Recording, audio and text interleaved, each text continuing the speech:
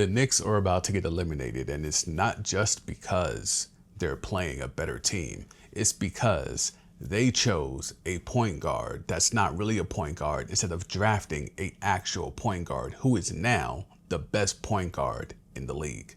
Let's talk about it. Tyrese Haliburton put up 32 points, 15 assists, and 12 rebounds in a Game 4 dominant performance over the Knicks the other night. And now the Knicks on the brink of being eliminated. The Pacers are up 3-1. Game 5 is tonight in the Mecca. But no matter how much the Pacers win, whether it's in 5, 6, 7, doesn't really matter to me. For the second straight consecutive postseason and the second straight consecutive postseason matchup, the flaws have been exposed for the Knicks. And it's not just, oh, the Pacers are a better team. No, it's the fact that Jalen Brunson, who's supposed to be the best player on this team, even though he's not. Karl-Anthony Towns is clearly a better, more skilled, more talented player. But the most important player on this team is Jalen Brunson. And the fact that the other team has the best player on the floor when both of these teams meet, even now with the Knicks having Karl-Anthony Towns, that is the difference. Jalen Brunson for the second straight postseason is going to be outplayed by someone who actually plays his position, point guard. Tyrese Haliburton is a better point guard than Jalen Brunson. And second of all, Jalen Brunson is not actually a point guard. We can have this conversation, right? Jalen Brunson is an undersized shooting guard that just so happens to play point guard. And therein lies the difference. Tyrese Haliburton knows how to get his other players involved, the role players, the secondary players involved, and let them cook. Whereas Jalen Brunson only knows one way, ball dominant, sometimes even a ball stopper. He's going to get his first and then worry about others later. Because when you look at the Knicks are more talented than the Indiana Pacers, right? Karl-Anthony Towns is more talented than Miles Turner. When you're talking about what Pascal Siakam is, Mikal Bridges is supposed to be better than that right now.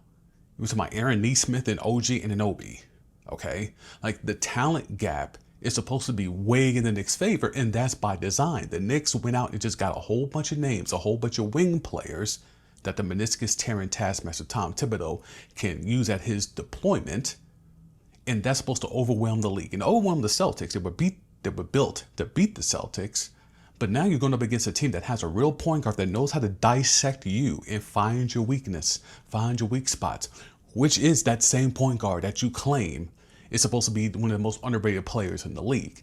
Just because he gave back allegedly 8 to 9 figures on the salary, and we'll get into the potential reason of why he may have done that in a little bit.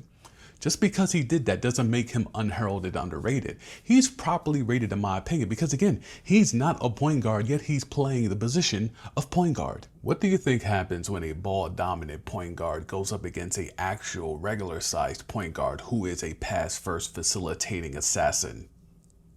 This is what you're getting when you look at that. Like, you can even go back to last postseason, and the Pacers ran, I think, 32 pick and rolls where, you know, they were hunting Jalen Brunson.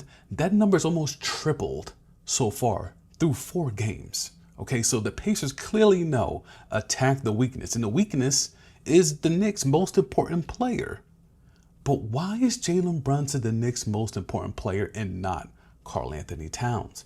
Is that a Towns thing? Is it a Brunson thing? Let's dive a little deeper. So let's talk about Rick Brunson, Jalen Brunson's dad. Rick Brunson, former NBA player, played for a lot of teams, including the Knicks. But, you know, with Knicks fans, once a Knick, always a Knick. They buy into that lazy narrative, right? But Rick Brunson got into coaching, and he latched on to the meniscus-tearing taskmaster Tom Thibodeau. Seriously, go look. Everywhere that the Tom Thibodeau experience has taken place, you can find Rick Brunson. Starting in Chicago, Tibbs got hired there. Rick Brunson was an assistant. Tibbs moved on to Minnesota. Rick Brunson was an assistant. Now, there was some stuff that went on in Minnesota where Rick Brunson had to leave before Tibbs eventually left. But in the beginning times, when Tibbs was there in Minnesota, Rick Brunson was there. And wouldn't you know it, when Tibbs comes to the Mecca, he hires Rick Brunson, Nick Leifer, to be an assistant. So now that you know all that information, is it that surprising that the Knicks went out and traded for Rick Brunson's son? Is it also that surprising that when it was time to give a bag to Jalen Brunson, that Jalen Brunson gave the Knicks, and maybe more so importantly, gave Tom Thibodeau and Leon Rose and all the brain trust, the CAA hotbed that is the Knicks. A hometown discount, a family discount, because it really is family. Tom Thibodeau has taken care of Rick Brunson, gotten him 3 jobs. That's 3 NBA salaries, in addition to his playing career. And also, I'm sure Rick Brunson has been in Tibbs' ear. Hey, my son is nice. My son is nice. I was there with you when you had Derrick Rose, another undersized point guard that's not really a point guard. My son could do all of that. I'm sure Rick Brunson has been in Tom Thibodeau's ear for years about what Jalen Brunson could be. So is it that surprising that the Knicks go out there and trade for him? They have success, and now Jalen Brunson is giving some bread back when it's time to hit him with the re-up. It just all seems a little colluded to me, but make of it what you will. So the Knicks had opportunity in 2020 where they had gotten rid of David Fitzdale. Salute to Mrs. Fitzdale, if you know, you know. The Knicks had opportunity to continue shifting the culture. They were evolving the front office. Allegedly, James Dolan was going to be less involved in the front office and just his overall antics. It was going to be more about putting basketball people in place with the Knicks at the Garden, right? So with the 8th pick, the Knicks had opportunity to draft Tyrese Haliburton, but instead they took Obi Toppin. Now, you could make the case for why, athletic, dynamic, got bunnies, all that type of stuff. But when you look at that roster, they had Julius Randle. They had just come off the RJ Barrett draft. There were some pieces in place where if they just get a point guard, a facilitating point guard, a real point guard, that team could really take another step really quickly. Yet and still they go and take Obi Toppin. Now, after what I just told you about Rick Brunson and his close ties and his relationship with the meniscus-tearing taskmaster Tom Thibodeau, do you now think it's just a coincidence that the Knicks had the 8th pick, they had just hired Tom Thibodeau, who had just hired Rick Brunson, who probably has been pining to Tom Thibodeau, to Leon Rose about how good his son is and just needs an opportunity. The Knicks have opportunity to take a traditional facilitating pass first point guard and pass on him for a wing player that is more of a high risk, high reward type of deal. Do you think that's just a coincidence? Do you think that's just happenstance that the Knicks passed on a player who I felt coming out was clearly better than Obi Toppin, but somehow the Knicks brain trust, these basketball people that were going to change the culture in the Mecca, decided differently? Decided that Obi Toppin was a better fit for what they were trying to build, a point guardless team with a bunch of wings who need someone to give them the ball. Somehow a facilitating point guard doesn't fit that team's needs.